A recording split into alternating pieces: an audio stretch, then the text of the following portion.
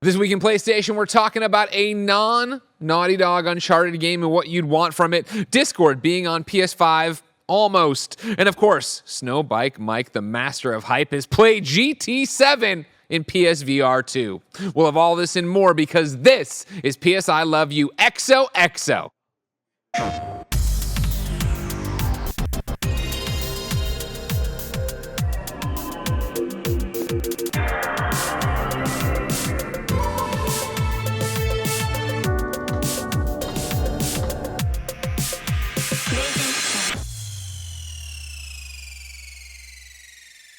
Welcome to the show, everybody. That's Blessing, that's Janet, that's Mike, and I'm Greg Miller. Of course, you can get this show on patreon.com/KindaFunny. There you can watch us record it live. Of course, you can get it ad-free, and you can get dozens of monthly episodes of exclusive content only on patreon.com/KindaFunny. However, if you have no bucks tossed our way, it's no big deal. Support us with the Epic Creator Code KindaFunny on the Epic Game Store, Fortnite, Rocket League, Fall Guys, wherever you can input it. Go ahead and do it. Of course, you can get PS I Love You XOXO for free with ads and without the post show on youtube.com/KindaFunnyGames and podcast services around the globe each and every week. Thank you to our Patreon producers, Delaney Twining. Today, we're brought to you by Grammarly, but let's start with a PSN message from you. Hey, everybody. What up? Hello. We're all here. We're all doing the thing. With Snowback Mike. Mike's here. Yo, I'm here. We sent Bless to the Xcast yesterday. Yep.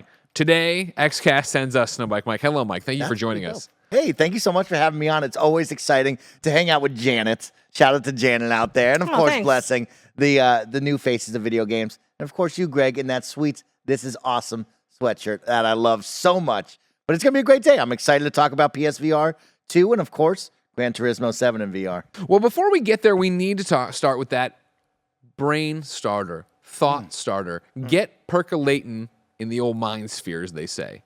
I had a can of Coke today. We'll see what happens, okay? 2 weeks ago, ladies and gentlemen. The drink? Yes. Thank God. I didn't have a can of cocaine. Hey, I don't know, Do they man. sell it in that volume? I don't even know. Man. Legalize it. 2 weeks ago, Blessing and I were here on PS I Love You XOXO all by ourselves. And Jack Martin wrote in and wanted to set the rules for trophies.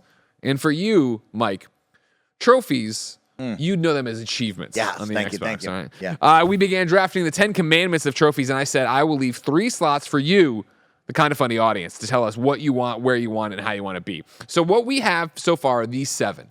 Then I will read you guys the ones we got in, of course, at KindaFunny.com/PSILY, where you can write in for free. And we will decide what will go on these 10 commandments. All right, Mike, you understand the rules? Yep, got it. Number 1, every game on the PSN has a platinum trophy. No more this little game doesn't deserve it, this little indie doesn't deserve it. No, we don't need that. Number 2, multiplayer taste test trophies. So not if you got a multiplayer mode in your game, it's not get to level 1000. No. It's, hey, play one match of this one, like Naughty Dog did it. Hey, play one of these. All right, play a deathmatch. Exactly. Play team deathmatch. Exactly. Play capture the flag. Then you put in the add-on DLCs, right? Because that's what we say. Number 3, of course, multiplayer is big time in the DLC trophies. That's what you do. And they can just be add-ons. They can be there at launch. They don't have to be a literal DLC, but just that they have a little separate list if you really want to go above and beyond. Number 4 was one from the one, the only, Blessing Adeoye Jr., who said, have fun with trophies. What did that mean to you, Bless? It just means that like trophies can be a way in which you can add in a little bit of life and humor into the world, right? Like if you're playing to the world, right? And, the example I gave that ended up being a false example, but I'll use it anyways in Assassin's Creed. There was one where you can like climb on a statue, and if you like hang from like the statue's dick, you get like a fun little piece of dialogue. Yeah, that could be a fun trophy as well. Trophy. Yeah, exactly. Like trophies don't have to be hanging brain. That would have been it right there. It's done. Bronze. Exactly. That would have been it. I think stuff like that is way more fun than, hey, get to level 5, get to level 10, get to level 15. Sure. I think adding in more creativity and fun is a really good thing for your trophy list. We put in here number 5, speak to a variety of play styles. You don't have to play one way, you don't have to do this, but go ahead and get in there. Try it. What about this? What about that? Try some parrying. Don't do the parry. Don't make it all parrying. Don't make me parry 1,000 times, Mike. I don't want that. Don't want that. Number 6, no difficulty trophies. All right? None of this play it on easy, hard, medium. No, play the game how you want to get it. Get your little fake trophy and have fun. And then number 7, accessibility options don't affect it.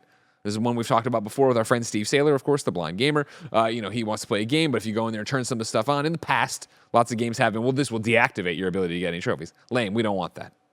So that then leaves 8, 9, and 10 open. Janet, you weren't here And it was a heartbreaker that day. That was the day I needed you. You weren't available or whatever. Yeah. I don't even remember. We didn't book you. I forget why. But you're a trophy person. What did you think of the list? I thought it was pretty good. I think everything can kind of encompass my biggest pet peeve with trophies, which if you follow me on Twitter and see me screaming at anyone reading the Cult of the Lamb hashtags, for me, variety of playstyles kind of covers that, but I hate the try-hard trophies. For some reason, the most casual roguelite, whatever game ever, Cult of the Lamb, is like, oh, take no damage I hate it. in these bosses. I hate it. Why did you do that? And sure, you can cheese it a little bit here and there, but now I'm out here in an RNG hell. And it's a hell of my own making, admittedly. I could walk away, but why should I? Why should I have to walk away? Are you still love? committed? Because it was breaking my heart. I saw that trophy a month ago, and I was like, you know what? I'm never going to platinum Cult of the Lamb, and that's a heartbreaker because I love the game. And I know you love the game just as much, if not more than me, and I saw you out there putting in the work. I have yet to delete the game, so I would still like to try to get it. I have done 3 of the 4 bosses, but the one that I have left is really hard because it's the one with like all the knives coming out of it, and it shoots projectiles. And sure, if you are good at eyeing patterns, you could probably do it. But there's also like little enemies everywhere in these boss battles, so really the only way to do it would be to cheese it where you put on the gold cloak, and then I get a weapon that has so much damage that I can just knock you out in 2-3 hits. It's like how I did all the other bosses. I already have it on easy. I'm doing everything I can, but at this point I'm kind of hoping they'll add in more accessibility options that will just make it so I can get it.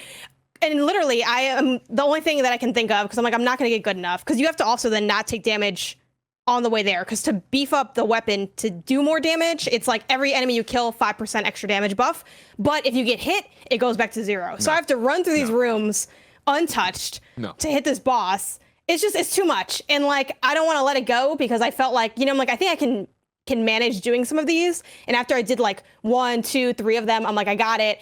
I didn't realize the one I had left is the hardest one, and now I'm just frankly, I'm gonna just restart the game and on a new save and try to do it that way, because the enemies, the first time you beat the boss, when you come back, the rooms are a little bit harder.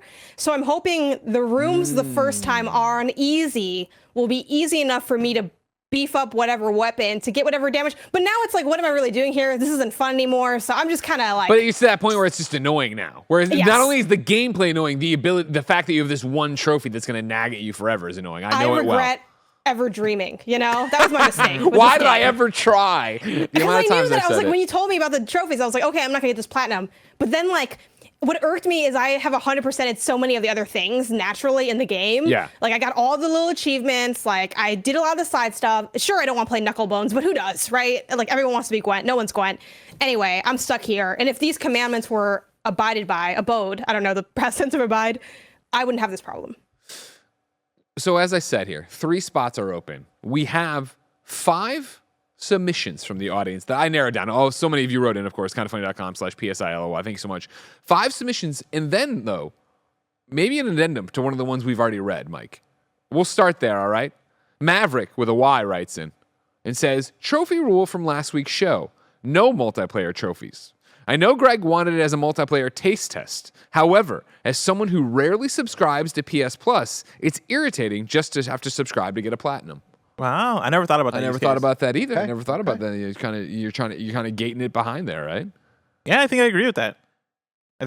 Especially for games that are single player focused. And it's weird because I think we get less and less games that have a single player mode and a multiplayer mode. They're out there, but it's hard for me to name ones off the top of my head where we've gotten recently that have both. Yeah, it's a callback, right? I am thinking of an Uncharted 3 or something. Yeah, and I think if that's the case, as a developer with your trophies, you got to choose which one is the priority. If single player gaming is the priority here, then don't do multiplayer trophies. If multiplayer is the way this game is supposed to be played, then throw them in there, right? So then what about then where we amend number 2 to be multiplayer taste test trophies if MP? Yeah, sure. Okay. Yeah, if it's meant to be a multiplayer experience. Yeah. As the multiplayer guy here at KindaFunny, and of course, when we look at the other side with Xbox, we talk about Sony really being those narrative single player driven games, right?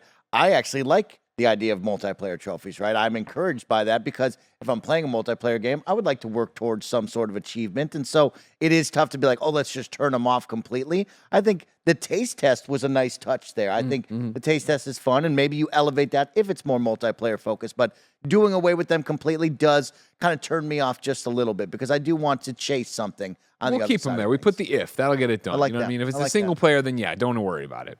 But here are your 5 submissions to fill this third spot. I will read them all. We will decide which ones we are picking.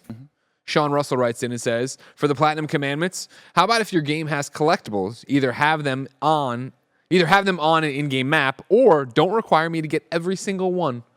So he just wants a percentage of them, or an easy way to find them all, which I respect. Could be after the fact. I always like a game that has an item that'll like show stuff or vibrate at the end, kind of like Uncharted, Nadine and Chloe's story, which I always forget. Lost Legacy. Lost Legacy. The best Remember, one. you could get that bracelet and it would shake when you were close to stuff. And also, you also liked, retrying just a level, not replaying the whole entire game to get course. to certain ones. Of course, So like, chapter if select. we're going to have that, let's add chapter selectors, right, Greg? I would prefer that. Okay.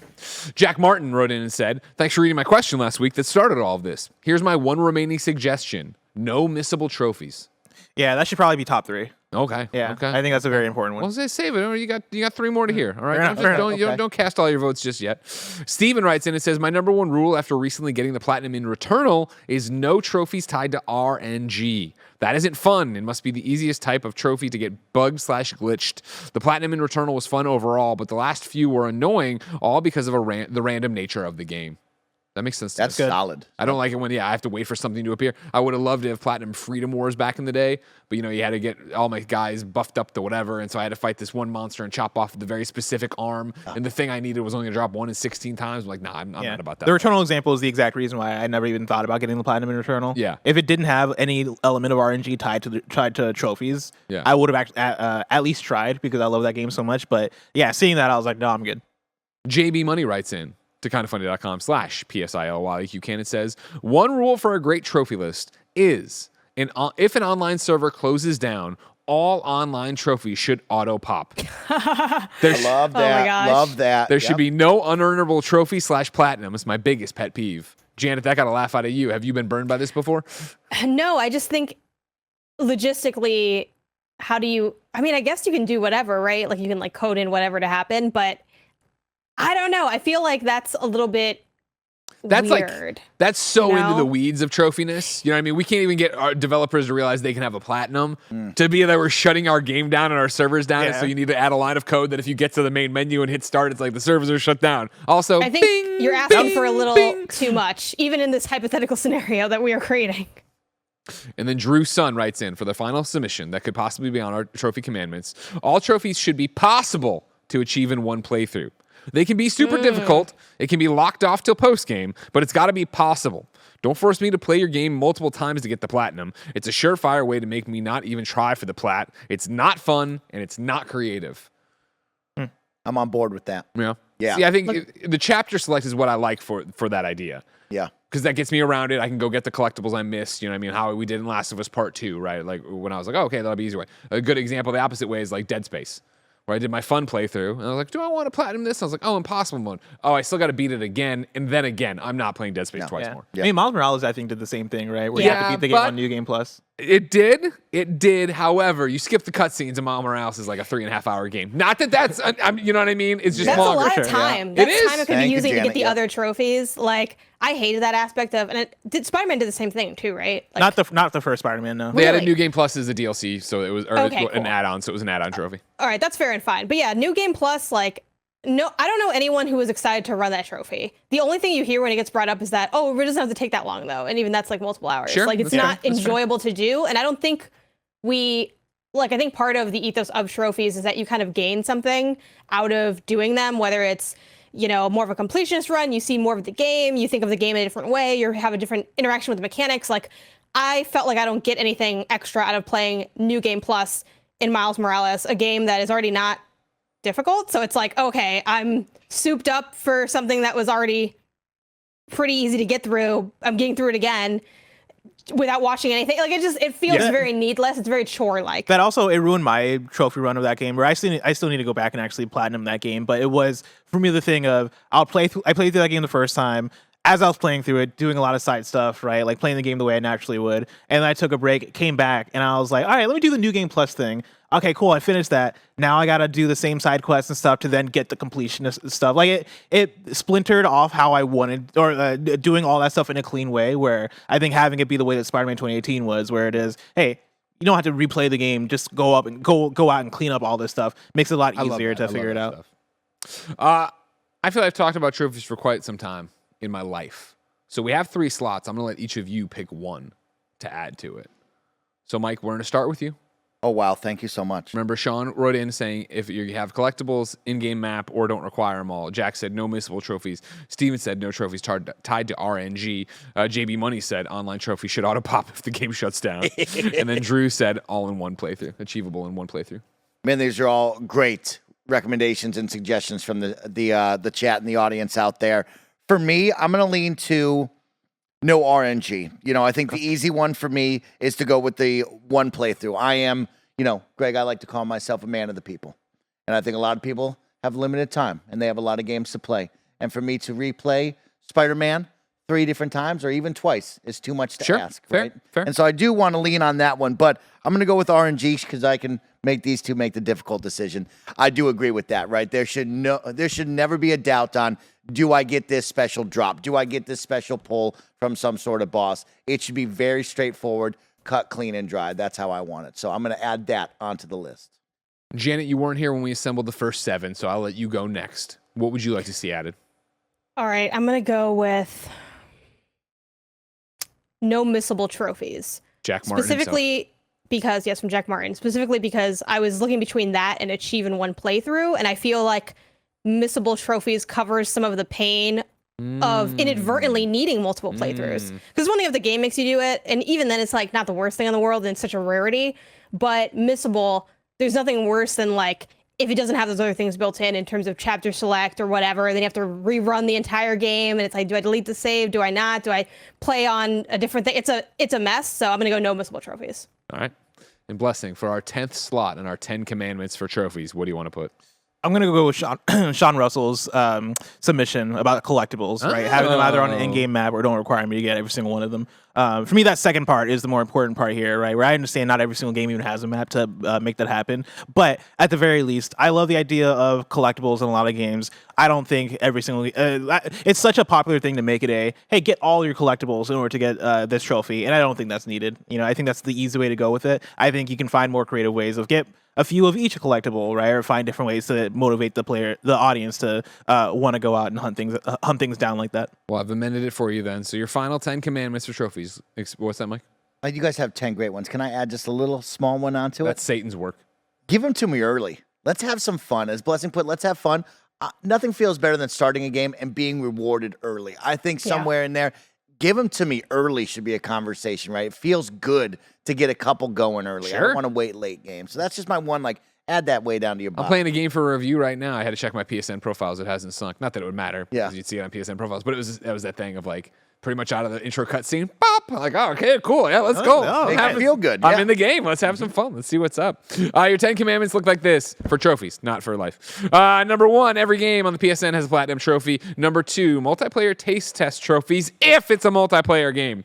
Number 3, multiplayer is big time in the DLC. That's where you're putting it, your add-on trophy list. It doesn't have to be tied to your real platinum run-through.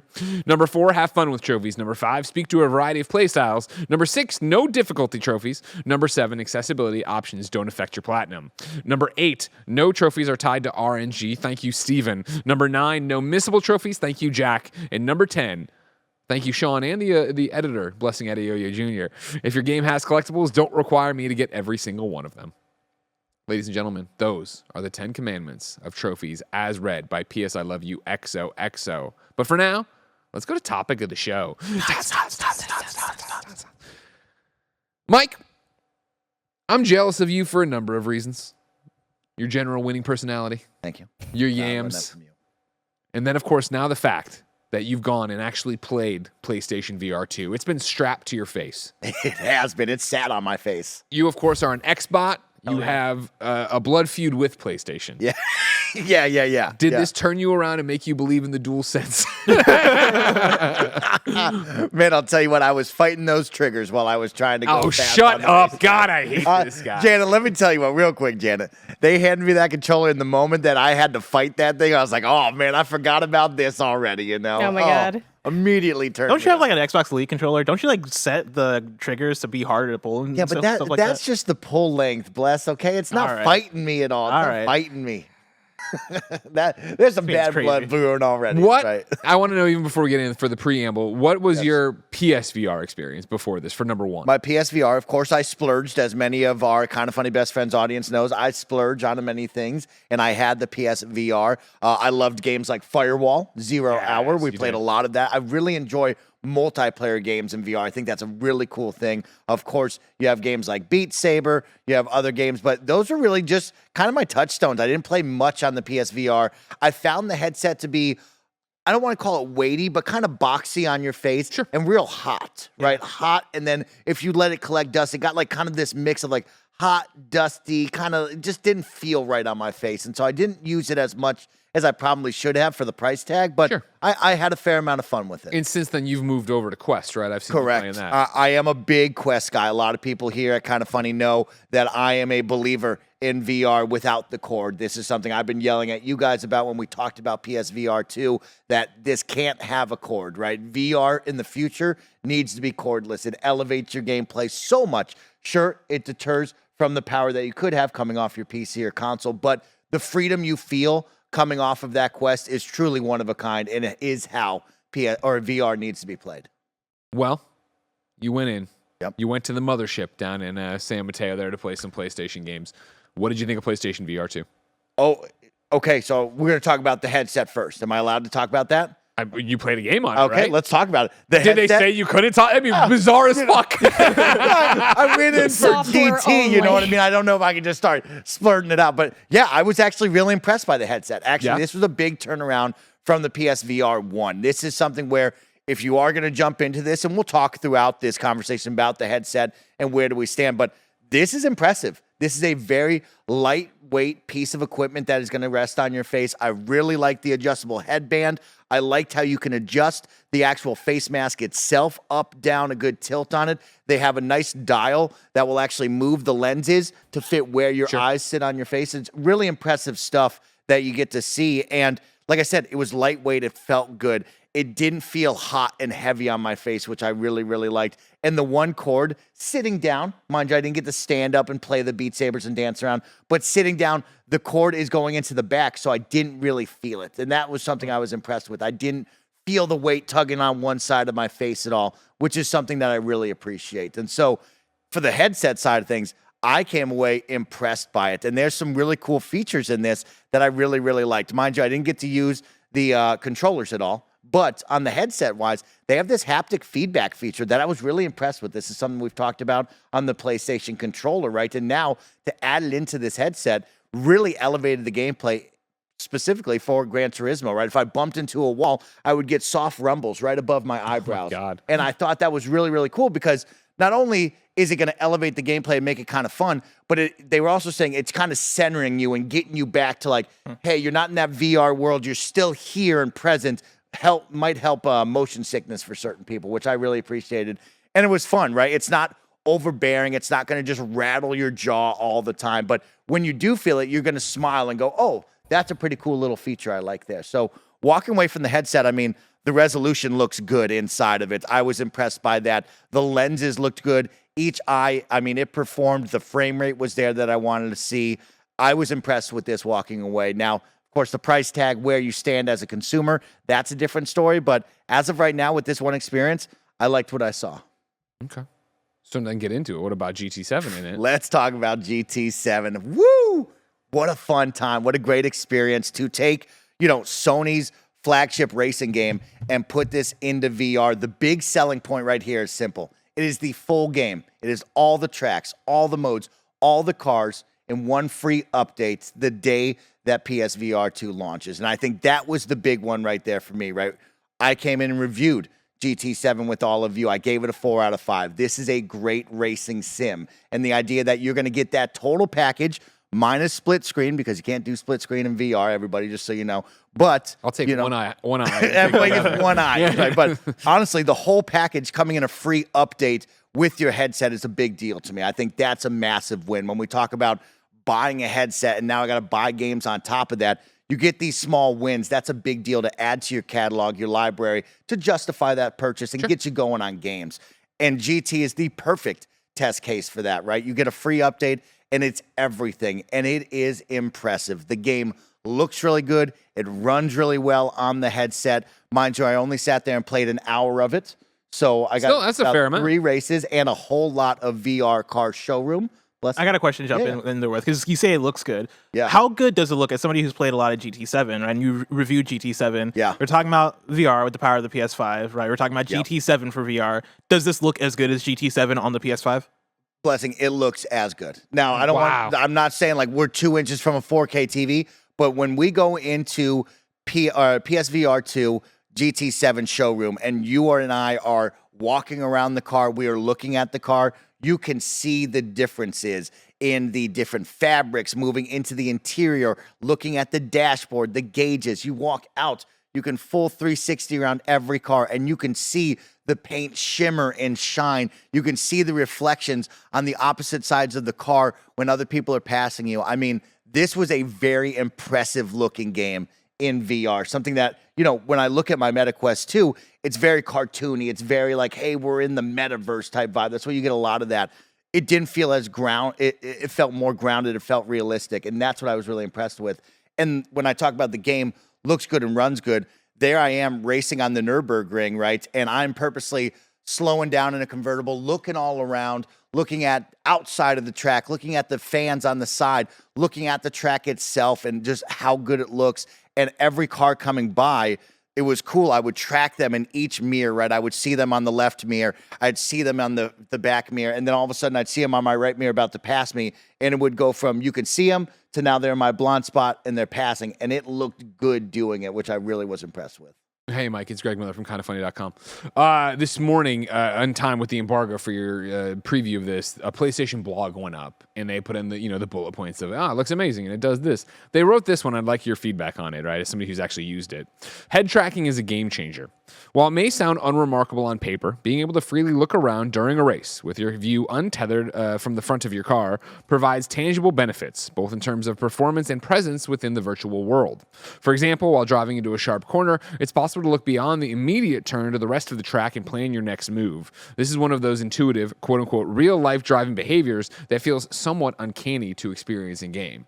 Would you back all that? Oh, 100%. I'd back that. I was really impressed because they said, move your head around, right? And my head freely moves all around there, right? I could get up closer to the dashboard and see the gauges moving. I put my head out the window and I was outside of the window of the car, right? I'm not tethered to just I think it's illegal. The haptic feedback started turning fans on in your face. Very, very cool, right? And you can fully 360 look all around you and the full car is there. Everything is detailed. And so, yeah, being able to move with your head anywhere you want and cock it left or right when you're looking at cars in the showroom is really, really impressive. So, yeah, I'm very, very pleased, impressed, and blown away with what I saw.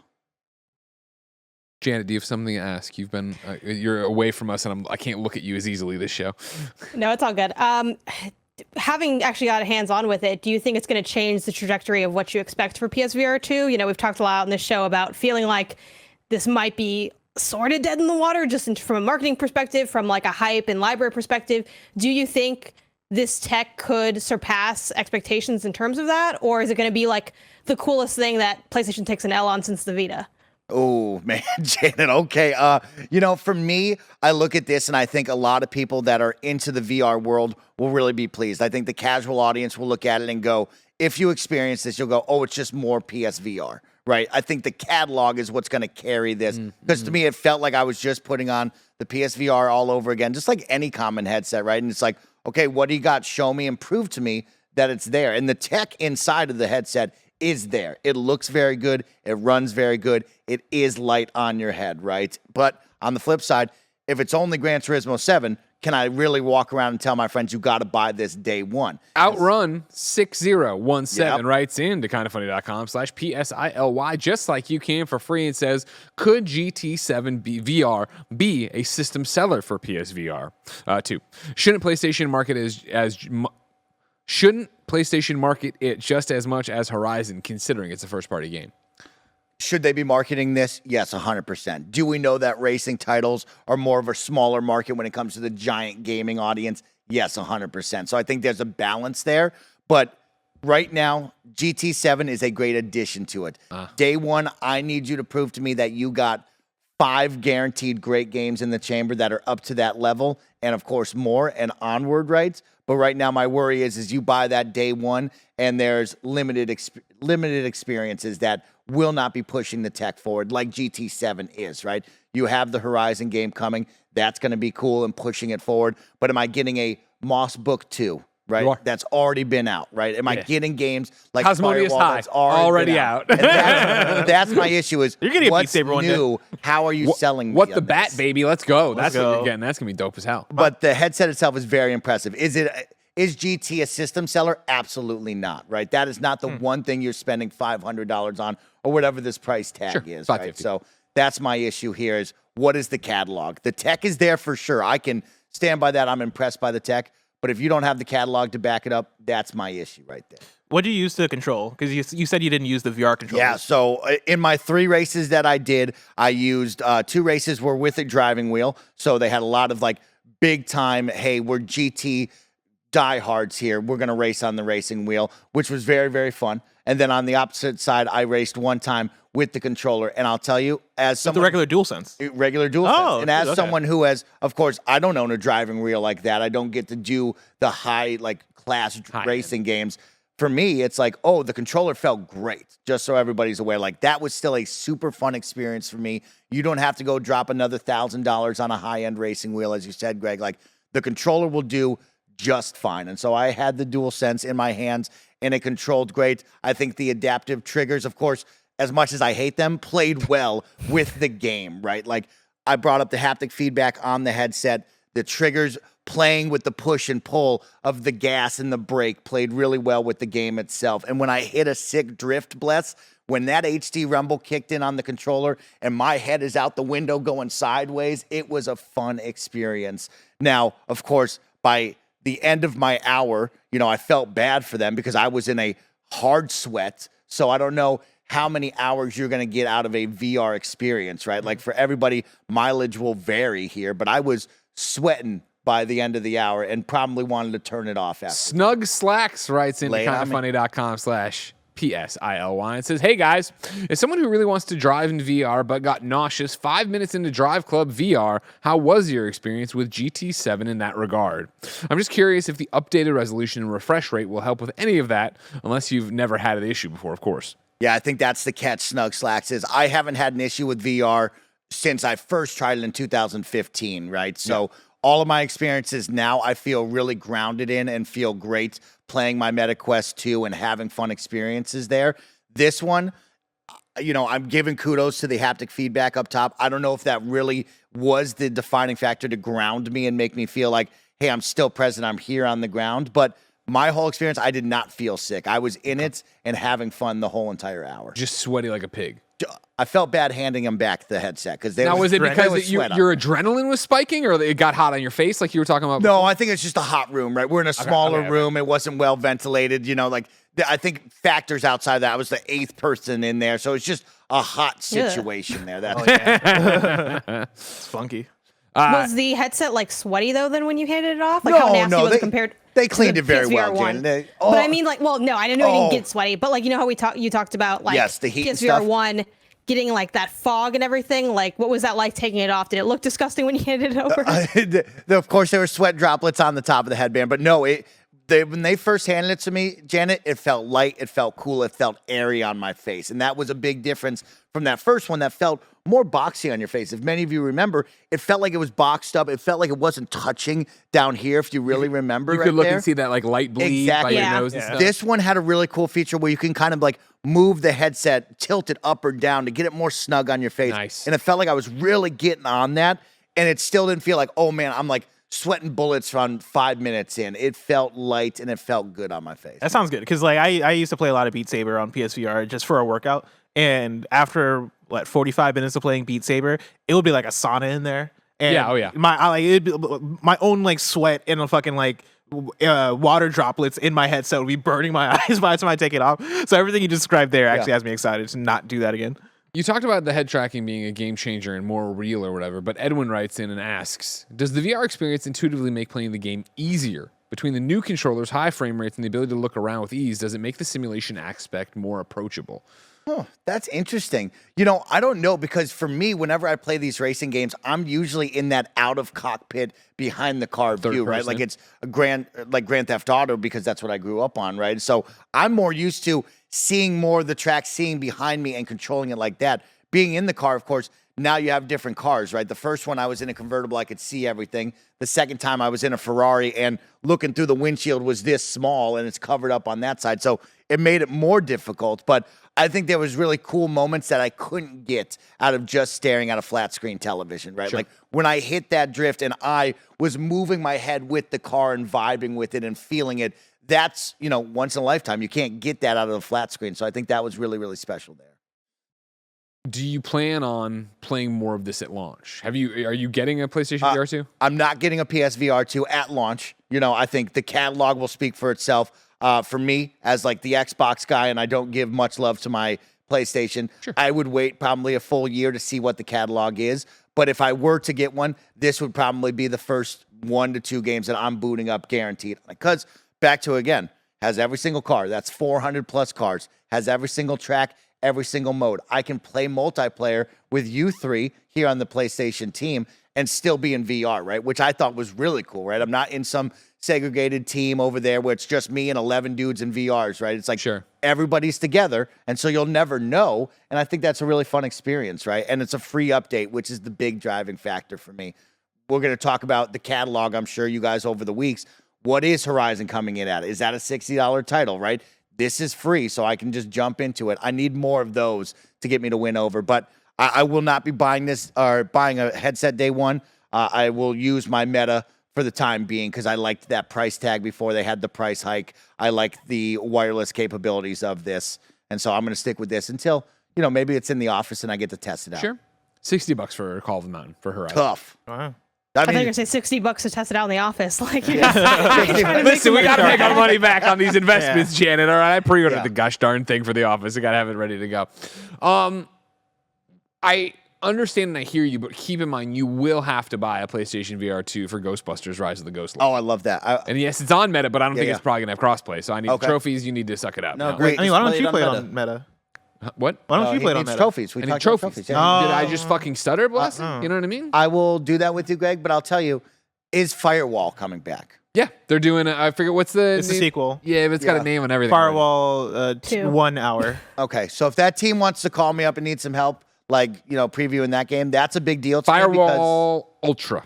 Firewall Ultra. That's a game that I have. Firewall Ultra 64. I'll tell you, Janet, in all my VR days so far, I have not found an experience quite like that, which is the tactical Rainbow Six 4v4 shooter, right? Like you get a lot of Left 4 Dead experiences, right? I'm playing one game on MetaQuest all the time with my friends, which is just Left 4 Dead in VR, but you don't have that, hey, it's 4v4, it's an actual multiplayer game, and we're trying to win.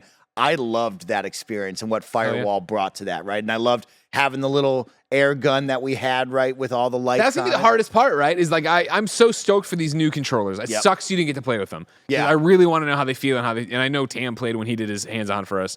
But like I'm excited to have those and play with them and yada yada yada. But then for Firewall, I want the move wand gun that I had. I forget the name of it, or the sharpshooter is what I'm always going to call it. But you know what I mean? I want that damn thing again. I hope they figure something out there because that was so much fun to play that way. So yeah, games like that, you add that to the catalog, you get me more excited and we can have that conversation. But being the free update, that's where I'll end my part of free update is a big deal, right? Day one, it will be there at the launch of your PSVR 2. If you own GT7, the free update's live, ready to rock and roll for you. You should be off and racing right away at no additional cost, which is nice. Mike, do you have any closing hands-on impressions? Because we have one question from the Portland Kevin looking forward to on PlayStation VR 2, but I don't want to cut you off if you have something else burning you want to say about the headset, the game, anything like that. No, hit me with it. Hit me with The Portland Kevin writes in with a question for all of us and says, if the PSVR2 is in fact being treated like the PlayStation Vita at the end of its lifespan and it's just releasing with little fanfare, how long do you foresee Sony supporting it? Should we even expect connectivity to the eventual PS6? That would mean that this platform would only be supported for about 5 to 7 years at best. It's hard to jump onto the VR bandwagon, even though the tech is supposed to be very cutting edge. Wow. Mikey, That's wild. do you worry about the support for the PlayStation VR 2? Yeah, Not based 100%. on just on what you've seen, yeah. Yeah, I mean, not just like, not coming right off of day one. Like, my worry is more just like what we've seen in the general world of VR, right? When Sure. we look at this, is like they come and go and iterations come and they elevate. We've known that a lot of VR headsets are tied to PCs and the power of that. We don't get to see many on the console. Really, it's only PlayStation, right? Xbox and Nintendo aren't doing that like this, except for the Labo. Don't forget Of course, about that. can't Never forget the Labo. But yeah, my worry is how many miles do I get out of this? Definitely, as a consumer, I'd be looking at that going, how much is this price tag? What games do you have day one? Do I really know that the PlayStation team and these studios are behind this? How much are they going to rely on third parties? Why am I not buying a MetaQuest or their competition in other VR spaces if I'm just going to get the same third-party titles, right? Like, I come to Sony for great games. You go to PlayStation because there's great games, there's great franchises, and you believe in the teams that are making these incredible experiences. And if they're not going to be the ones to make these experiences, then why not just buy a headset that is equal or lesser price that's going to play the same third-party titles, right? So I need Horizon. We need some sort of Last of Us. I'm calling out a lot of call-ins, but like, I need these teams behind these franchises that we know and love to make great experiences. And if they don't, yeah, that's my biggest worry, because I do see this. I mean, I don't want to be the one bringing the bad news, but I do see PSVR 2 never being talked about, let's say 5 years, for sure. I don't think we will speak about this anymore. It will be dead and gone by then, and it will be a flash in the pan, which is too bad to say. Blessing, defend PlayStation's honor. I mean, I don't think I can. It's the thing, right? Like, Classic Bless. I think Horizon Call of the Mountain is going to be a big one for PlayStation first party to support. We got Gran Turismo, and then beyond, what are we going to get? I looked to Insomniac, because Insomniac is a publisher that has done VR stuff in the past for other VR platforms. I think it would be a slam dunk to maybe have them working on something. Yeah. I think it'd be a slam dunk to maybe have Sucker Punch working on some sort of Ghost of Tsushima thing, or even if it's not Sucker Punch, at the very least a Ghost of Tsushima IP thing being worked on by a studio that can do VR. I think being able to spread the PlayStation IP love over to the VR side would be big for the platform, and it would get a little bit of juice behind it. But the thing I worry about is there going to be enough support from both third parties and also enough support from the audience showing up and picking up VR to where PlayStation feels like it's still worthwhile to have their first party studios working on VR, right? Working on a platform that may or may not have people there. If people aren't there, as PlayStation, they're going to go, all right, let's get back on the PS5, get back on the base console. Let's actually allocate our resources to stuff that's going to sell. That's the thing I worry about the most. And with that, right, I think I more so go to like 3 to 4 years before I'm like, oh man, okay, is anybody talking about this thing anymore? Are we still, is this still in the conversation? That's the thing I worry about. Janet, is he wrong? No, which I hate to admit when Blessing's right, but it's one of those days. But genuinely, yeah, I'm in the same boat as Bless. Like, I'd be happy if that was in a genuine conversation we were having by the time of the PS6, of will it have support and the desire from the community to even have that support. I think we're very much set up to have what we had for PSVR 1, probably worse, honestly, where it's like, does it work on PS5? Yeah, technically, if you like ask for the dongle to come in, which I did order, and then I proceeded not to use it just because I'm like, it's my right as a consumer, but I didn't play my PSVR on my PS5. I did want the little dongle though, just to feel like, I was included, but that was the way of that peripheral, and I think this is set up to be the same. And it definitely is discouraging hearing that the numbers they're kind of like not changing the numbers for what they're like producing in terms remember, of what the demand PlayStation is. refuted that. PlayStation refuted that. Okay, so, well, then I take that back. But I don't have a lot of confidence in it, especially because, like Mike brought out, it is such like a niche already. So, yeah, it's going to be hard either way if they don't have that first part support, because that really is what we're looking for. And, like, I'm going to be there regardless. I hope that they're there as well, because it sounds like the tech is there. So hopefully the experiences are there as well, and it becomes a staple in the culture of PS5 when we look back on the console. If that could be a genuine piece of that conversation, I think that would be a win, but I don't really see that happening. Yeah. Not to beat a dead horse, you guys have already said it so eloquently, and we've talked about it in this show and Games Daily and yada, yada, yada, but I hope I'm wrong. I love VR. I had a great time with PlayStation VR. I love my Quest. I'm excited for Ghostbusters VR and for Firewall and for Horizon, these games, and playing Moss 2 and even doing Walking Dead that I've put off and I've waited for trophies for, right? Like, I'm excited for those things, but I'm not it does not feel like we are on the precipice of launching the PlayStation 5. It does not feel like we're on the precipice of launching the PlayStation Vita. It feels more like what the PlayStation Move was, which was like, okay. And then we got the games like, oh, this wasn't good. Again, if we get it and Horizon Call of the Mountain is the same level as Uncharted Golden Abyss, we have a problem. And I think it is the fact that when you look through the launch lineup they put out with all their windows and the ports of old stuff, the updates to old stuff, like where are the new killer apps and they're not being there, that's alarming. And I think it is alarming, of course, that I don't think Sony PlayStation first party has a Naughty Dog, Sucker Punch, Insomniac game on the line. I'm sure at least some of those studios are working on stuff, maybe, hopefully, but I can't promise you they are. And that does make it alarming of like, well, what is the future of this? And again, it feels like a product that was plotted, we talked about this the other day, plotted by a older PlayStation, that the times have changed. The industry has shifted. We are in a far different place in 2023. And it feels like they got to this point of like, well, we're past the point of no return. Get it out there and make some money off of it and show the world what we've been working on, because we are proud of it, but don't expect a return on it and don't expect this to be invested in and, recoup anything down the line. So, yeah. And just to add to that, right? Like you and I, we did Iron Man VR, right? And we got to meet the development teams over at Camouflage who are like experts at VR, right? Like I'm not over here yelling that Naughty Dog of all people should have their dev team on it, right? They're talented in a certain way on what they're doing. We are looking for talented developers to buy into what this PSVR2 is, and hopefully we share the IP. You said it so well, Bless, right? Like I'm not looking for Insomniac to make this, but I am looking for them to team up with the Camouflage type caliber of we are the best VR type team. PlayStation's coming in and they're bringing in the Sony IPs that people know and love, and we're making something special, right? Because that's where it's really going to come down to is the best development teams meeting the best IPs in the business to form this unity that we need for this headset that we're going to justify to sell to people. And we're not doing that.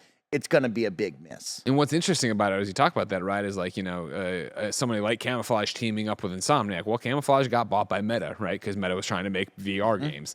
And so you've seen a bunch of other developers who have made VR games in the past not make VR games anymore. Like, VR games are not booming right now. And so to launch a new VR thing and try to get developers in there and entice them, I think PlayStation has to put money behind them to get the exclusives for it. And I think if you were doing that, if I was Jim Ryan, I would be announcing that and talking about that. Of course, if I was PlayStation in general and I really believed in PlayStation VR 2 and thought it was going to be this big deal and wanted it to be a big deal, I would also be talking about PlayStation VR 2, which we've commented on the fact that they're not really doing it, but we are at the recording 2 days into February and the first embargo is lifted for GT7. So we will wait and see what the rollout for PlayStation VR 2 will be, and we'll cover it here on PS I Love You XOXO. And of course, over on patreon.com/KindaFunny. On patreon.com/KindaFunny, you could watch us record the Gamescast live. You could get the show ad-free. You could, of course, you could be right there, right? I said Gamescast indicating like reviews that'll come in the future. You could be like the Portland Kevin, Matthew, DG Mayer, all over there watching us record this episode of PS I Love You XOXO live. And also, they're over there. And guess what? They're getting dozens and dozens of bonus episodes of exclusive content, all on patreon.com/KindaFunny. But guess what, Jack? You're not on patreon.com/KindaFunny. So here's a word from our sponsor. Shout out to Grammarly for sponsoring this episode. From essays to emails, Grammarly's communication assistants can help you write with confidence. Grammarly is a must-have for every student. Best of all, it's free to download and works on all your favorite devices and apps. A ton of us here at KindaFunny have been using Grammarly for years, and Joey specifically is a huge fan. She says, and I quote, Grammarly is used with everything. Emails, tweets, even writing our weekly schedule. Sometimes my brain works faster than my fingers, and it's nice to have a second set of eyes. The free versions of Grammarly offers comprehensive writing suggestions, a tone detector, and a synonym feature, all to help you proofread your work as you write, so you can be sure it's mistake-free and polished before submitting. Grammarly Premium comes with advanced features like Clarity Full Sentence Rewrites, which flag and rephrase hard-to-read sentences. Premium even comes with plagiarism detection from essays essays and projects to emails and presentations. Improve your grades this semester with Grammarly. You can sign up for an account today at grammarly.com/kindafunny and get 20% off when you're ready to upgrade to Grammarly Premium. That's GRAMMARLY.com/kindafunny. Grammarly.com/kindafunny. Blessing, Greg, what's happening this week in PlayStation? I want to start off by talking about what the heck is going on with Uncharted. This last week, Neil Druckmann talked about how Naughty Dog is moving on from Uncharted. I'm going to pull from Vicky Blake at Eurogamer, who writes this. Naughty Dog co-president Neil Druckmann has stated that the studio is moving on from Uncharted.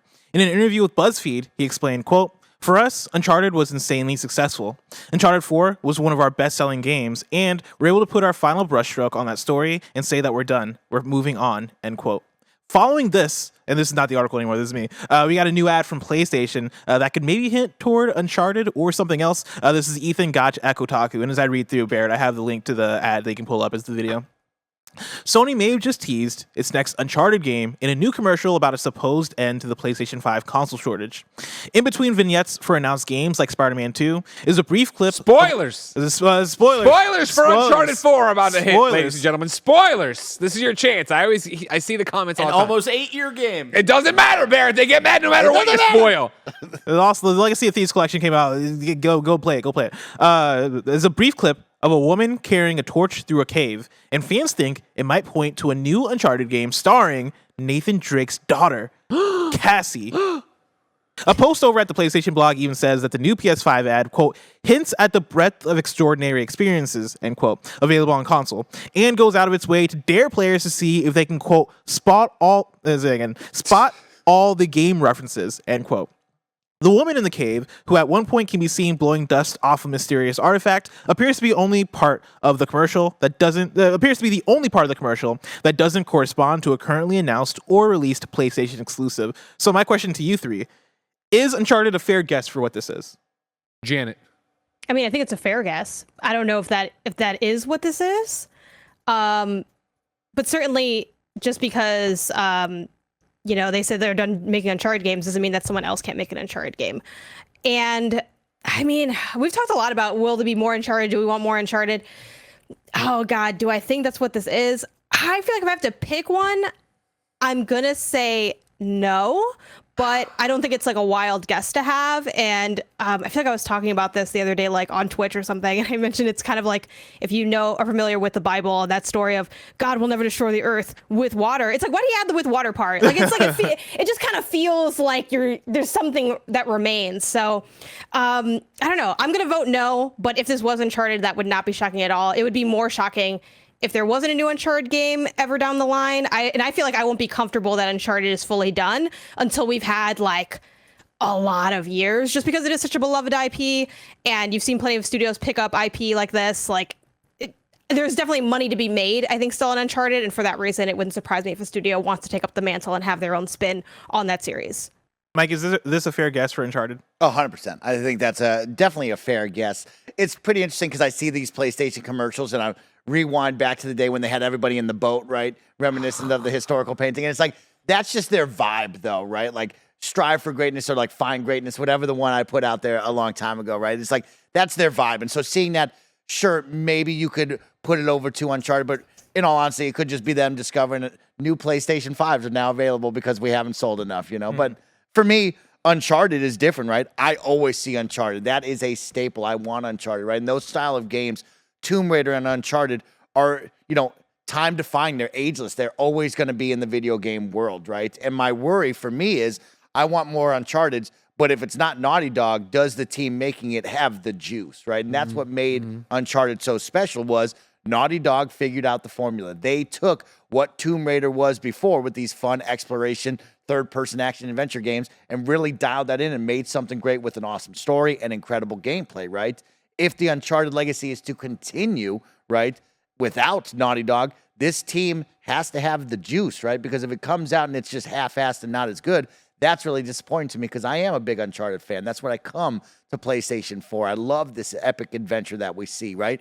We look, guess who's making an Indiana Jones game, right? On the other side, Bethesda's team is making that, right? It's like people want these action type movies, these games, and I see Uncharted living for a long, long time, right? Only if the right developer is there, and that was Naughty Dog. So that's my worry. Greg, is Uncharted a fair guess for what this is? I think so. Obviously, there's a huge part of us hoping for it. I think that's a big part, is that sitting here hoping for it and wanting there to be Uncharted and Rizzo. The fact that they make the thing of like you get all the Easter eggs, the fact that every other part of that commercial is, hey, here is a PlayStation game. It's not a, hey, we're winking at the camera and it's just some random sword fighting, King Arthur looking dude, right? That's the thing about it. And Barrett here is showing Golden Abyss, of course, which was a Vita launch game from Sony Bend. And I really think that you can get around this and not have another Uncharted Golden Abyss, which, by the way, is a game I truly enjoyed. It wasn't the highs of the Uncharted series we've seen before. I think it went on a bit long. It used too many of the Vita novelties because it was a launch game. And I think that's the way that this one would succeed. I think the messaging, number one, of Neil being out there publicly being like, we've moved on from Uncharted. Not saying we've killed Uncharted, not saying Uncharted's a dead franchise, saying like Naughty Dog is moving on as a studio is interesting, and also a great chance to pass the baton and not have it be a weird situation like Golden Abyss was. Golden Abyss was really weird because it was, all right, cool, Sony Ben's going to do this, but Naughty Dog's still doing Uncharted, and Naughty Dog's never going to really acknowledge anything that happens in Golden Abyss, and then as the years would show, neither will PlayStation. It will always be the bundle of the Naughty Dog games, and it's like, that was a shitty situation to put Sony Bend into, and not a great, I'm sure it ruffled feathers at Naughty Dog as well, as they were still moving on and trying to do what they wanted to do. I think if you were to say right now, cool, guess what? Someone else is doing Uncharted and it's not Nathan Drake. You really do get to start and be like, cool, we know it's going to be this adventure-y pulp thing, maybe, but I don't think it's going to look the same necessarily, play the same necessarily, all these different things. And it's like, that excites me. Taking off the yoke and the baggage of trying to be Naughty Dog or Naughty Dog doing another Uncharted and giving it to a new studio and be like, hey, what is, like, in a sentence, what's Uncharted? It's, pulp action pirating. Cool, that's the game. Make a game about that. That's all we need to do. And if it was, I would love, of course, if Drake was, the Sully this time around, or even just the phone call she needs help one time with. That'd be dope. See, that's what I want. I just want it to be a phone call. Yeah, I don't want Nathan Drake. And I think that's way present. more realistic. What And would the call be? Like, Dad, come pick me up? Like, what? just advice. You know what I mean? Maybe, Like, she gets arrested. And we opened up this urn, right, and I'm all my looking at friends this are possessed. puzzle, What do I do? And I have the answer in my notebook, but how do I turn the thing on the left? Dad, you know Latin. I need to solve this thing. Yeah, and I think I'm there too. I don't know. For me, with this ad specifically, I'm not all the way in on the idea that it's Uncharted, but I think removed from the ad, all signs for me point to, I think we're going to get a new Uncharted game in the next 5 years, and I think it is going to be something that's not created by Naughty Dog, and I think Naughty Dog is going to pass the baton. We've had the reports talking about how an Uncharted remake was pitched, and that turned into Last of Us Part 1. The other teams have talked, I think Ben was part of that, of like teams are talking about possibly making a new Uncharted, or at the very least being approached in terms of making a new Uncharted. We know that there are rumblings about that within PlayStation. We don't know what the movement has been, but I would bet money that for Naughty Dog, who I think really badly probably just wants to pass the baton, because Naughty Dog is now on to different things. When you talk about Last of Us, when you talk about the TV show for Last of Us, when you talk about factions, and you also talk about them possibly working on a new IP. There are different things that Naughty Dog is doing, and I don't think they really have the time to and desire, honestly, to go back to Uncharted, because they've seen such success and such closure with it. I think it would be easier to go, hey, we've brought up this PlayStation IP, we want to go do other stuff, but let's give this IP to another studio to keep that alive. It's your time to go tell your chapters. Exactly, right? I think something like that could be smart and also could be awesome. And especially if it is Cassie, or if it is just a different character, I think either way that'd be fun. But I personally would want it to be Cassie. I think that'd be a really cool way to do it. Agreed. Next up for PlayStation updates, I want you guys' predictions on what year we're getting that Marvel Wolverine game. Woo! I asked this because this comes from Jeff Grubb. Marvel's Wolverine could release as soon as late next year. I'm going to pull from Andy Robinson at Video Games Chronicle. Insomniac's Wolverine game is reportedly targeting a mature rating and could release as soon as next year. That's according to Giant Bomb reporter Jeff Grubb, who shared supposed details on the in-development project during a live stream on Thursday. Quote, "Hard R is what they're going for. That's one of the concepts that I've heard," Grubb said. "I think an M-rated Wolverine could work. I think an M-rated superhero game could work. And this is probably the right character," end quote. He later added, quote, "They will also avoid having any links or anything that evokes the Fox movies. They want it to stand on its own. I was trying to nail down the setting and have heard it will start before he joins the X-Men, which also makes sense for a Wolverine game. Maybe the surprising thing for me is that I've heard 2 different dates. I've heard as early as fall 2024, which would be wild. Insomniac is putting out Spider-Man 2 this fall. I've also heard internally that they're still very much talking about 2025, so let's not be surprised if that happens, end quote. The Wolverine game was announced during a PlayStation Showcase event in September 2021, as was Insomniac Spider-Man 2, at which point it claimed the title was in very early development. I want pizza bets. Whoa! What year does Wolverine come out? I think if it's a pizza bet, you got to get the year in in a time period. Yeah, you want a window? 2024. Give me a quarter. What happens? We Who gets can't the just pizza say then? year. What happens? I mean, okay, let's do a quarter then, Okay. or like season. 3 months. The season, Yeah. 3-month window. Okay. Am I starting? Whoever wants to start, I'll start. Okay. I think 2025 fall. So I'm going to say for fall, August through the October. Okay. That's what I'm saying. August to October. I think 2025. my Blessings prediction. And I was having a conversation earlier with him. He kind of spooked me on this prediction, but I'm going to say it anyway. This isn't part of the pizza bet. I think it could get announced for 2024, and then it gets pushed to 2025. I think I think that's them going for the same strategy with God of War, where they're like, "Hey, there's a chance we could make it here, but realistically, this is not going to come for another year." Now, my one question on this is, why did you make up your own quarter? Is that a made up quarter? August is very much a summer. We said 3 months. I was We said thinking 3 of months. that too. But I'm we're like, picking is that random. this We're not fall? doing it by a quarter. Well, he said fall. Is that not fall? Well, October, December. Wait, when no, does the October, pumpkin November, and cold December. brew come back? Because that's when fall Wait, starts. when I think does- that is in August. Yeah, So doesn't then- fall start late August? July, August, September. There's a lot of kids out there like us that Fall believe starts fall late starts in September. August, and a lot of people. Well, you're gonna do. Then Wait, you pull whoa, winter. wait, wait. What are you gonna say? Winter? Are you saying that's Q1 or I think you should do it that way. Q1 or Q2 or Q3 Oh, or okay. Q4. So you want quarters? Yes. Because I was in my head, I was going by seasons. He's going by the. But then you put months down. Yeah. Is that not fall? August is not fall. We just associate because Yeah. that's when school starts. That's but Sure, School okay. technically starts in the summer. September's the beginning of fall. Sure. Okay, then wait. Okay, so what? July, fucking August and September. Okay. But see, like I feel like there's a chance it comes out in October. That's the thing, 'cause I want both September and October. No. But I guess by these rules I can't have it, so I'll go September. I mean, if you want to just pick a fucking month, we can do that. And here's the thing. July through September. Just put that down. For this pizza Q3. bet, which doesn't make any sense and we'll never remember, even though I'm writing it down. Reddit, God only remember knows this. where we'll be in fucking October, August, September of 2025. You know what I mean? I've made so many pizza bets in the last 2 weeks. I'm ready. I'm ready for it. Somebody keep track of all of them, please. Okay, so what are you saying? I'm saying Q3. Okay. If this counts for Q3, July through 3 months after July, September, Okay. 2025. 2025. I'm gonna Mike, go when- wild and go fall 2024 because there's something in the Insomniac water. I don't know what it is, but they're pumping games out like crazy. And I have to think back to when I was like, oh, maybe they'll show Spider-Man 2, and everyone thought I was crazy, and they did show it, which was, even I didn't believe it because they showed something else. Like they have a lot of content that they put out very quickly somehow. So sure, F it. I'm gonna do fall 2024, and I don't even live there, so Wait, I have so- nothing to lose. So what is fall? Like what quarter? We need quarters. I'm not sure. Is that quarter 4? Like what starts in quarter 4? Like, when does quarter 4 start? So October through December. We'll leave it to the I audience. want to see. Okay, you want wait. September. Fall. I How come see she your gets point. fall and I can't get fall? Fall too. You can have fall. You want fall? I just wanted fall. Yeah. Fine. You're getting fall. Yeah, right. Like you do the September. It's like that's the fulcrum. When we month. get to fall 2025 year. or fall 2024, that audience can decide what fall is. God bless you in the chat, Trogs. I hope you're alive when that happens. You know what I mean? Woo. Mike, what are you picking? Christ. Man, I'll go for fun. Let's go with winter 2024.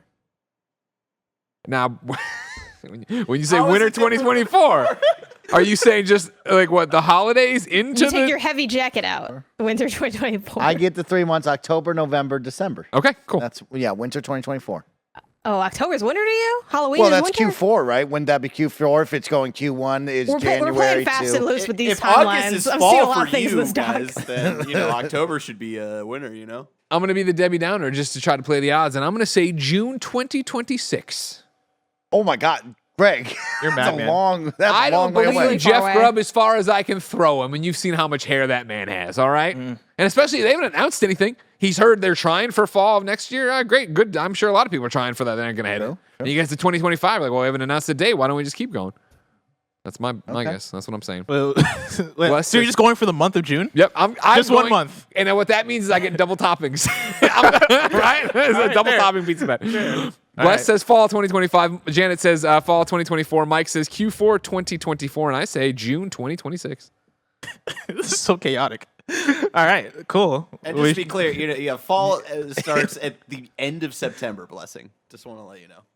Just lump in the whole September. Lump it in. Just Yeah. lump in the whole September. We're getting too I agree with technical. that. I The agree end with of that. September. Like when the leaves change, September, October. But it's different everywhere, Janet. Yeah, but we're all in the same state. Great point. That's a good point. Do the leaves even change in the state? Like, do the leaves change in LA? They change. In Illinois, you said? Yeah. No, What's sorry, going in on with LA, not Illinois. Yeah, the leaves change, right? It's like there's crunch. You walk outside. Did you there's order- When did you crunchy- order this? Yeah. I have a mental Yeah, link they with Nick, change. and he knows. I He beg knows. each go one of these outside and I see motherfuckers to it. bring me a cup of coffee. They often forget, and I just anytime the anybody's love that getting I anything, get me love. a It's coffee. the I'll love. pour in a thermos if I'm not going to drink it at that Yeah, moment. right. Fucking Jesus! What else happened this week in PlayStation? More than Kevin says, blessing was September. He has to give up December. I don't want December. Spider-Man's not coming out until December. It's either gonna be September, That's where you October. drop these lame ass Final Fantasy games nobody cares You about. don't get to have 2 hot months. You gotta choose 1 hot month. Well, says who? Who decided Barrett! this? Barrett's in the pizza oven right now making the calls. All right. Fair. Next up, the new PlayStation 5 Beta is hot. This is directly from the PlayStation blog. They detail the latest updates that are coming to PlayStation 5 that are right now in the beta. But that means they'll come to us soon. They're hot. Yeah, that means they're coming to us soon. Join a Discord voice chat on your PS5 console. You can now join Discord voice chats on your PS5 and easily chat with your friends on most gaming platforms. To start, and they describe how to link Yeah, your I was gonna say Discord. number 3. That's sorry. I dropped this in really hot this morning. I didn't like proofread it. There's a whole bunch of other bullet points that are lame. These are the cool ones. Yeah, you can manually upload game captures to the PlayStation app. Let's fucking go. You can now manually select and upload individual screenshots or game clips to the PlayStation app from your PlayStation 5 console and then share them on social media. There's variable refresh rate support for 1440p. And then the big one, you can now wirelessly update your DualSense controller. Hell yes. Finally. That's not. Finally. No more grabbing a You know- random USB-C cable We that did was definitely meant for something else. I want you to tell, like, I think of myself as pretty fucking bulletproof when it comes to making You video are. game commentary. I know what I'm talking about. And when I fucking tweeted one day, I'm like, whoa, well, I fucking hate having to do it. It's typical gamer or some bullshit like that. Or like, having to do, and everybody's like, not on Xbox, you moron. We've had this for years. Like, ooh, I didn't realize you guys were fine. We're the problems. It turns out that's true. That's true a lot of the time. We're the problem. Yeah. Apparently, there's better battery lives out there, but I don't. believe Nah, it. I don't know. I don't We believe don't it at talk all. about We that. don't Don't talk talk about about that. that. We don't talk. I'm I stoked said I about don't this. want. I said I don't like the AA batteries for controllers. Let me tell you, the internet hates when I say that. Yeah. The internet apparently loves AA batteries for controllers. Yeah. They do. They I never really like that understood it. option. My favorite was one time where I said that, and then Phil Spencer was like, "Isn't that hard, Greg? Just get some batteries. Just put the batteries in." Speaking of updates for PlayStation, right? PlayStation Plus February games have been officially confirmed. This month you're getting Destiny 2 Beyond Light, Evil Dead the game, Ollie Ollie World, and Mafia the Definitive Edition. Great month. Great That's month. I mean, coming from the Xbox side of things, well, we are looking at games. I got to look them up and go, what the hell is this? You got For the King. That game sucks compared to Ollie Ollie World, okay? This is a great lineup of games right here. This is really Oh, good. yeah. Mike, what if I told you it's usually like this? It's usually- Okay, well, let's not go usually like this. Is it usually like you're getting Destiny 2 Beyond Light? That's the new one, right? That's the thing they're launching, right? No, that's No. That's the last. the new one is The new Lightfall. one, Lightfall. Lightfall. Ah, It's I see, got I the got same you. logos Close right enough. here. I love. This is how it usually goes. Okay, stop. It's usually pretty good. It's usually pretty good. Barrett loves Mafia, and I never played it, so Yeah. I mean, I already have it. Oh, Mafia is very good. Janet loves I Ollie Ollie started World. it.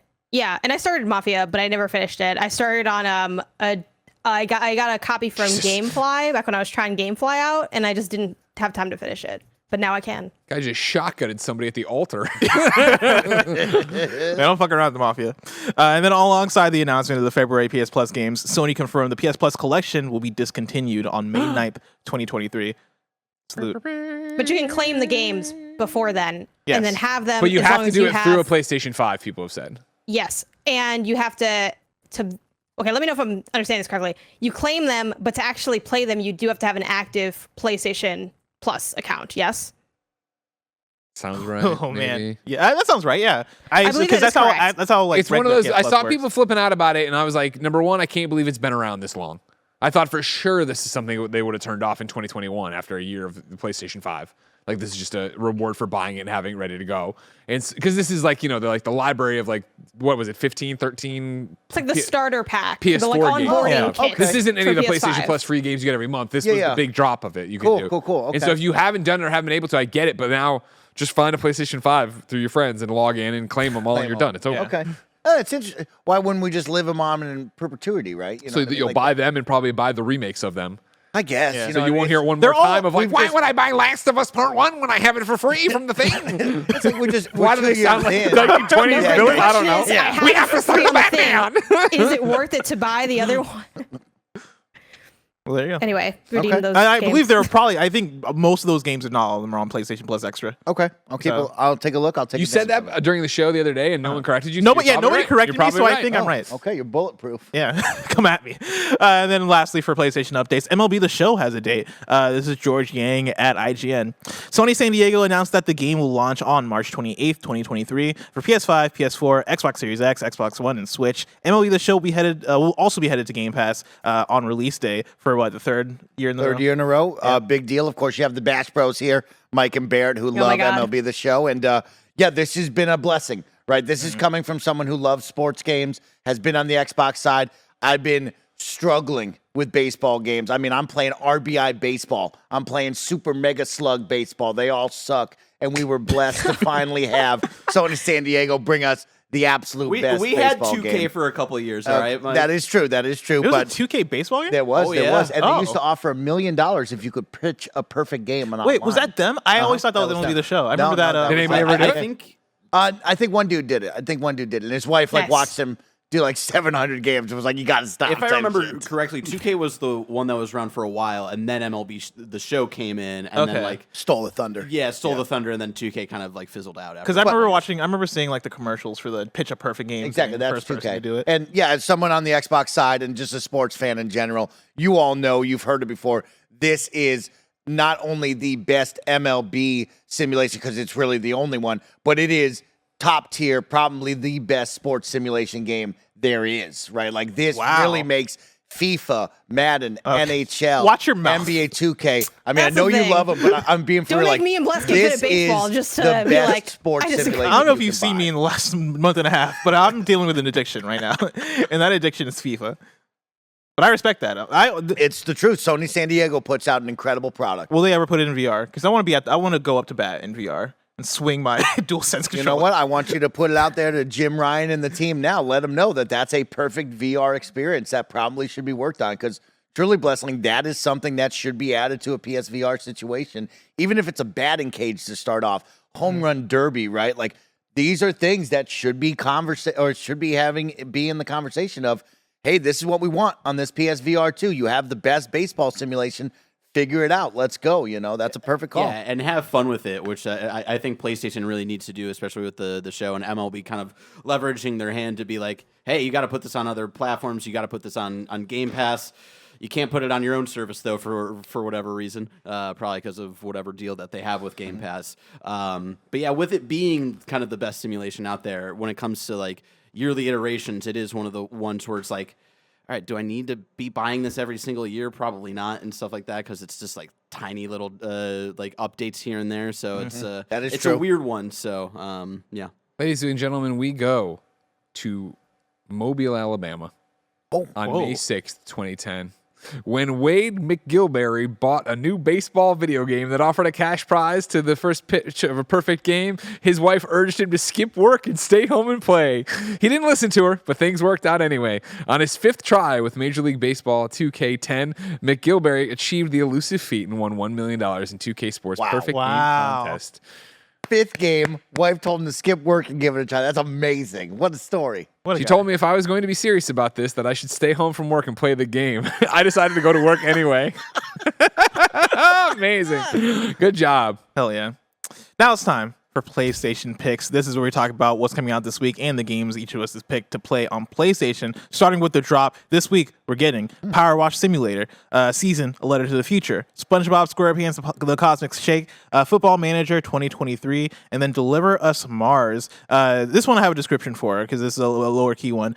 Sequel to the award-winning Deliver Us the Moon, Deliver Us Mars is an atmospheric sci-fi adventure offering an immersive astronaut experience. Explore new frontiers on a suspense-fueled, high-stakes mission to recover the Ark colony ships stolen by the mysterious Outward.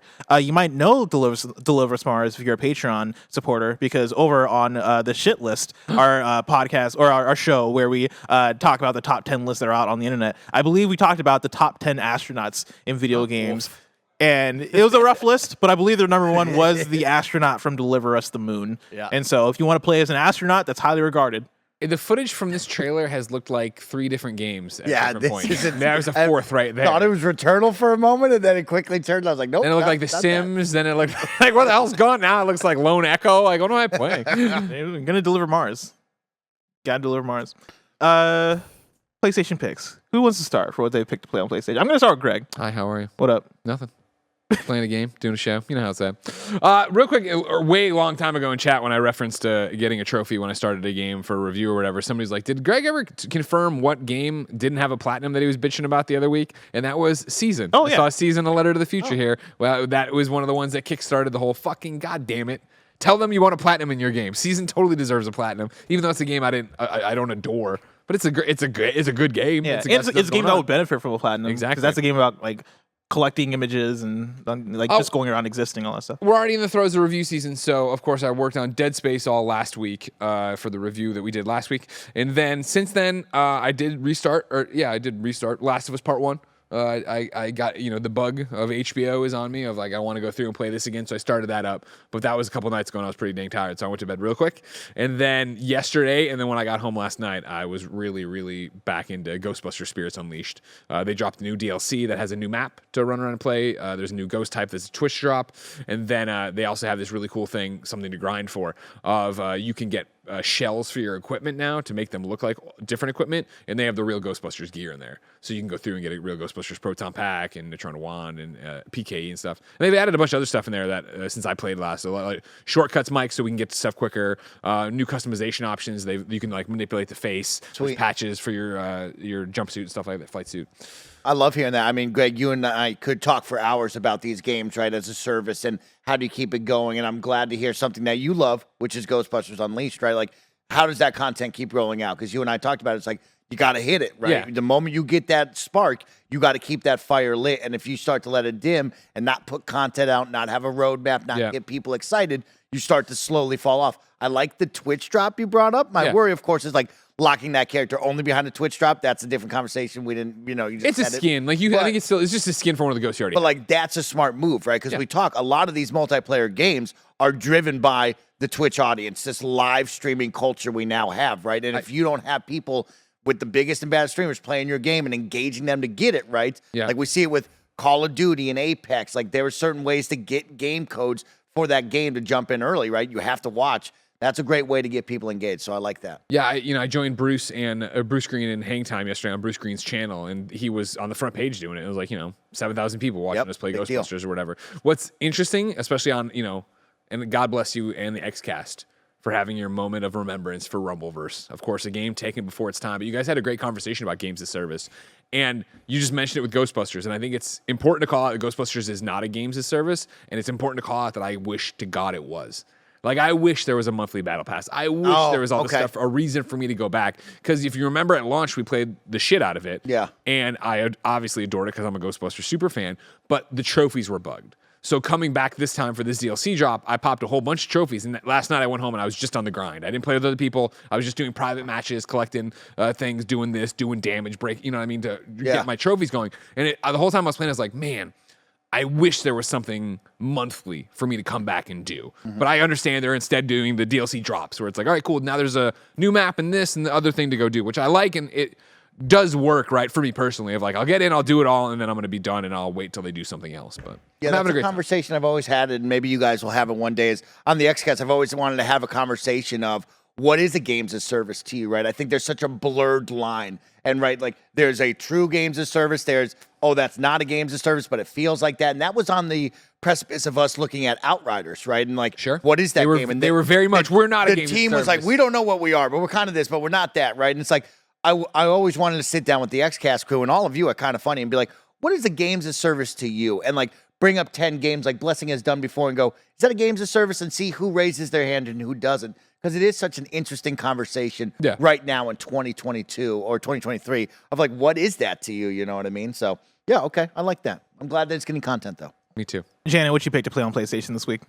I'm mostly playing Dead Space, but I also wanted to shout out that I finally played Left Behind, The Last of Us Left Behind. I played that for the first time. I think it was just like in that in-between of like me not being on last week or whatever. But yeah, that DLC is awesome. Played it in one sitting. Really heartfelt stuff thrown in there, and lots of like cool sim elements that I really enjoyed in that. But to Dead Space, which is the main thing I'm pouring time into, I'm really trying to focus this year on finishing some of these games that I'm like, okay, I want to finish this. Let me just sit down and finish it instead of like half playing like 2 or 3 games at once, and then I try to get back to it, but then I forget all the controls. So I'm locked in on Dead Space. First time playing it. Never played the original. I mostly love it. But there are a couple pain points I've ran into of just like, I hate being in the freaking flight suit. And I know the old one didn't even have the flight thing. That was a Dead Space 2 thing. It sucks. It's moving around there, fighting. I don't like it. It doesn't work for me. Okay. A couple other deviations they make for when they walk away from the core gameplay of I'm going room to room and I'm like fighting things and like picking stuff up. Whenever it kind of deviates from that, I feel like it's a little bit weaker. Like there's a sequence where you're running room to room as fast as you can, but Isaac moves as slow as any human can. And it's like, oh, there's like 8 enemies, and then I gotta put the battery, but it goes in the other one. I'm like, this sucks. And then the checkpointing can be a little inconsistent to that point, which of course you'll only notice that if you die often enough to like need to get checkpointed. And I like die every now and then, like fairly often-ish. I'm playing just on medium. And sometimes it's at the save point, sometimes it's not the save point. But there are a few times where I like keep dying and I have to like rerun something that's very arduous. The most recent one being like destroying the anomalies and like you're kind of like this vacuum area and you have to destroy these asteroids in the room. After that, you have to fight like a bunch of enemies, which isn't too hard, but you got to like strategize a bit unless you're just really good at the gunplay of like, okay, there's someone coming here and then I turn and there's the small ones. So I had to keep running back that whole sequence because I just couldn't get the enemies down, and it takes like 5 minutes. So those parts have definitely been, knocked down some of my like feelings towards Dead Space. But generally, it is a really great game with fantastic sound design. And as someone that's not a horror expert, I find it very manageably scary. It's pretty much action-y Resident Evil in space. So I feel like that fear is not too much for me to handle. So I've been enjoying playing through that. Mike, you dust off your PS5 at all? I finished God of War, so I have that. Loved that. We talked about it on Game of the Year, so that I guess that was like the end of last month, right? So It's been a while since I have, but I do have a game that I would pick right now, and that is coming to you on PS Plus. Ollie Ollie World. Yeah. I know Janet has spoke about it a bunch here on this podcast. It was on my top 10 games of the year last year. Ollie Ollie World is a ton of fun, and for that to be on PS Plus, that's a must grab, must download, and that should be a must try for you over the course of the month if you can make some time. I really love the art style. I love the world that they created. You guys know I love action extreme sports, and I get addicted to the trials mentality of one more try. And this has that gameplay in spades. It is a ton of fun. You can be creative. You can be unique on your playthrough and be you. But like every time you're going to be challenged and want to do it again. So play Ollie Ollie World. Heck yeah. For me, I've been playing a lot of Hitman. I've talked about it throughout the week, but they've added the new mode, the freelancer mode that operates basically as a roguelite mode where you start your run, you start off at the safe house, you pick up a contract, and you do a couple of missions that lead into the big campaign mission, and then you do that, and then you have like a new campaign mission that you'll do, and it's a string of probably somewhere around like 15 to 20 missions that you want to do back to back and hopefully get to the end and take out all the targets. And it is really hard, and it has taught me how bad I am at Hitman. But it's also really fun because you basically start off with nothing, and you get to go out into the different missions, and you keep the guns that you get, But then like if you take those guns back out, then you'll lose the guns if you lose them out in the missions. And so like there's a lot at stake with each run. And it's been a really fun, really different way to play Hitman. And the thing I liked about it the most that I don't think I've talked about on the content is there's one feature in it where you're choosing the different contracts. There are different types of contracts you can take. Like you can go after a psyops person, right, which will require you to play a certain way. You can go after like environmentalist threat, which will mean that you have to get like environmental takedowns in your targets, or you can go after a weapons specialist, which means you're gonna have to take out that target with big weapons. And for me, when I typically play Hitman, I am a silent assassin, right?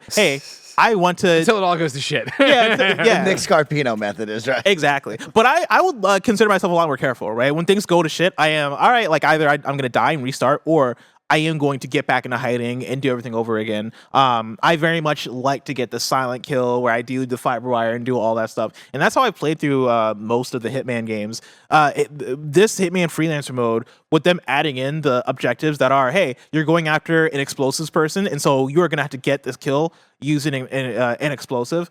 That stuff has made me play so much out of my comfort zone, and that is actually where I've started to realize how great Hitman is as a game. Right? I've already loved Hitman, but now that I am having to figure out, all right, I got to use this loud weapon. Okay, no, I got to use an explosive. Okay, now I got to poison this person. Would you say it speaks to a variety of playstyles? And I think it speaks to a variety of playstyles. Yeah, and actually, number 5. It forces you to get into other playstyles that you usually wouldn't do.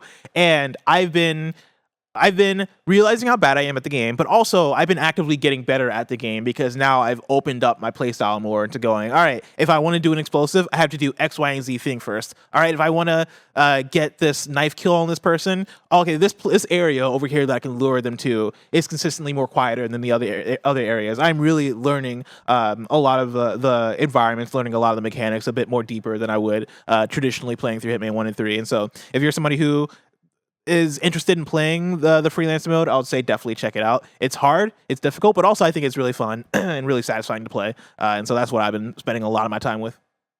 Excellent. Ladies and gentlemen, thank you for spending your time with us. Of course, this is PS I Love You XOXO, KindaFunny's PlayStation podcast. You can support us over on patreon.com/KindaFunny, where you can watch live just like Madeline, Cooper, and Matthew are. Of course, you can get the show ad-free, and you can get dozens and dozens of episodes of bonus content, all on patreon.com/KindaFunny. Of course, you can get PS I Love You XOXO for free each and every Friday on youtube.com. Kind of Funny games and podcast services around the globe. But no matter where you get us, no matter where you support us, even if it's using that Epic creator code Kind of Funny on Epic Game Store and Fortnite and all that jazz, thank you. And until next time, it's been our pleasure to serve you.